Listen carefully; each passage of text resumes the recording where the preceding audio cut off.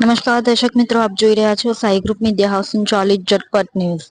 સુરતના સચિન વિસ્તારમાં આવેલી શ્રીનાથજી જ્વેલર્સમાં 7 જુલાઈએ 4 લૂંટારુઓએ જ્વેલર્સ પેઢીના માલિકની હત્યા નિપજાવી લૂંટને અંજામ આપ્યો હતો. બનાવ સમયે એક લૂંટારુને લોકોએ ઝડપી પાડી પોલીસને હવાલે કર્યો હતો, જ્યારે 3 નાસી છૂટ્યા હતા. સુરત પોલીસે વધુ 2 આરોપીઓને બિહારથી ઝડપી પાડ્યા છે અને સુરત લાવ્યા છે. એક આરોપી હજી પણ ફરાર હોવાનું સામે આવ્યું છે. ચારેય આરોપીઓ રીઢા ગુનેગાર હોવાનું અને જેલમાં મુલાકાત થયા બાદ એકબીજા સાથે મળીને ગુનાને અંજામ આપ્યો હોવાનું હકીકત સામે આવી છે. સુરતમાં લૂંટવેચ મર્ડરના ગુનાને અંજામ આપવા આવ્યા ત્યારે પોલીસને લોકેશન ના મળે તે માટે પહેલાથી જ મોબાઈલ ફોન બિહાર મૂકીને આવ્યા હતા.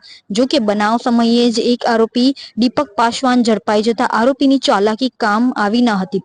આરોપીઓ સુરતમાં ગુનાને અંજામ આપી બિહાર જઈ રહ્યા હતા ત્યારે ટ્રેનમાં ટિકિટ ન હોવાથી ટીસી દ્વારા તેને દંડ પણ કરાયો હોવાનું તપાસમાં સામે આવ્યું છે. હાલ સુરત ક્રાઇમ બ્રાન્ચે આ મામલે વધુ તપાસ હાથ ધરી છે. 4 લૂંટારુઓ પૈકી મુખ્ય આરોપી દીપક પાસવાનને ઘટના સ્થળેથી ઝડપી પાડવામાં આવ્યો હતો.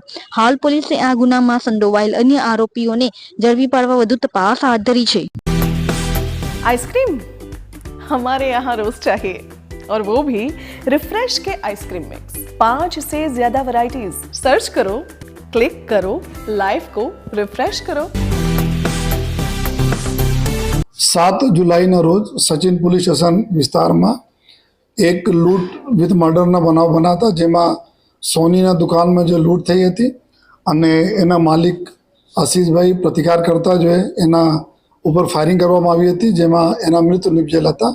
અને જ્યારે આરોપીઓ ભાગતા હતા ત્યારે ત્યાંની સ્થાનિક લોકો એના પકડવા માટે પાછળ પડ્યા તો એના 2 લોકોને બી સમાન ઇન્જરી કરવામાં આવી હતી ફાયરિંગ દ્વારા. તાત્કાલિક પબ્લિકના હેલ્પથી પબ્લિકે એક આરોપી ત્યાંથી પકડાઈ ગયા હતા અને દીપક પાસવાન, અને એના પૂછપરછમાં એવું આપણને જાણકારી મળી કે આ લોકો દીપક આરોપી છે આ પહેલે બી અહીંયા રહી ચૂક્યા છે. સુરતમાં કામ ધંધા માટે કડોદરા વિસ્તારમાં પહેલે રહેતા હતા અને અમુક માસ રહ્યા પછી જતા રહ્યા અને બનાવને ફરી પહેલાં બી 1 માસ જેટલા રહી ચૂક્યા છે અહીંયા અને એના ખબર હતી કે આ વિસ્તારમાં જો રાત્રના સમયે 9 વાગે પછી જ્યારે આ દુકાન બંધ થતી હોય છે તો આપણા જેટલા બી ગોલ્ડ છે ગોલ્ડ આ લોકો મૂકે છે.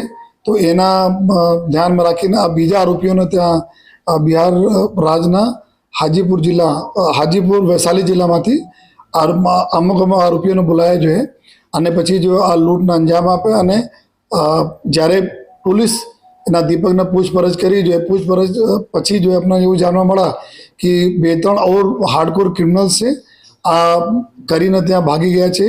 બિહાર તાત્કાલિક ટીમો અહીંયાથી એટલા પ્રાથમિક ઇન્ફોર્મેશન પે અહીંયાથી 2 પીઆઈ 1 પીએસઆઈ લગભગ 9 જેટલા આદમી કુલ 12 લોકોને અલગ અલગ 3 ટીમ અહીંયાથી બિહાર જતી રહી હતી. ત્યાંની સ્થાનિક પોલીસના મદદથી આ ઘણા દિવસોના પ્રયાસથી આપણને ત્યાંથી 2 આરોપીઓને પકડવામાં સફળતા મળી છે. જેમાં એક આરોપી સંજય ચંદ્રદેવ કરીને છે જે હાજીપુરમાંથી પકડાય છે અને એક બીજા આરોપી છે અવિનાશ જે સમસ્તીપુર જિલ્લામાંથી પકડાય. અને આ આરોપીઓના સતત લગભગ 1 અઠવાડિયાથી ઓપરેશન ચાલતા હતા.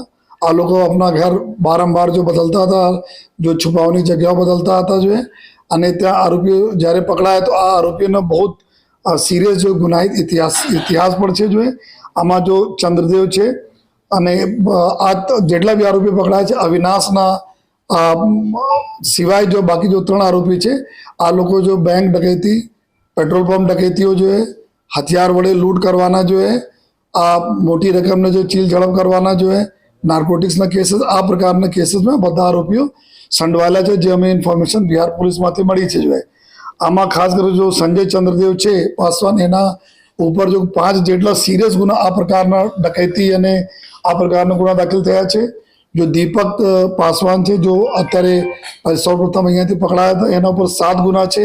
આ તમામ ગુનાઓ બી ડકૈતી અને બેંક રોબરી અને આના પેટ્રોલ પંપ રોબરી આ પ્રકારના ગુનાઓ છે. અને ત્રીજા આરોપી એક પિન્ટુ પાસવાન છે અત્યારે આ અમારા વોન્ટેડ છે. 4 પૈકી 3 આરોપી પકડાઈ ગયા. એક આરોપી વોન્ટેડ છે એના ઉપર બી 6 ગુના આ પ્રકારના ગુના માં સંડવાયેલા છે. આ લોકો અલગ અલગ ગુનાઓમાં જ્યારે જેલમાં હતા ત્યારે બધા ત્યાં જેલમાં ભેગા થયા અને પછી આ લોકો આપણી એક ગેંગ બનાવી ગુનાહિત પ્રવૃત્તિ કરવા માટે. તો અત્યારે આરોપી પકડાયા છે અને મુદ્દામાલમાં જો ગયેલ 10 લાખ રૂપિયાની જો રકમ હતી આ બી મળી ગયા છે જો મુદ્દામાલ. અને એના સિવાય જો આરોપીઓનો ટ્રાન્ઝિટ રિમાન્ડ ઉપર 4 દિવસ રિમાન્ડ ઉપર લઈ આવવામાં આવેલા છે. અત્યારે વધુ જ એના પૂછપરછ અહીંયા ક્યાં હતા, બીજા ઓર કોઈ બી એમાં સામેલ છે કે નહીં, કોઈ ટીપ આપે છે કે નહીં, આ બધા તમામ પ્રકારના જો ઇન્ટ્રોગેશન જો રિમાન્ડ લેવા પછી જો કરવામાં આવશે.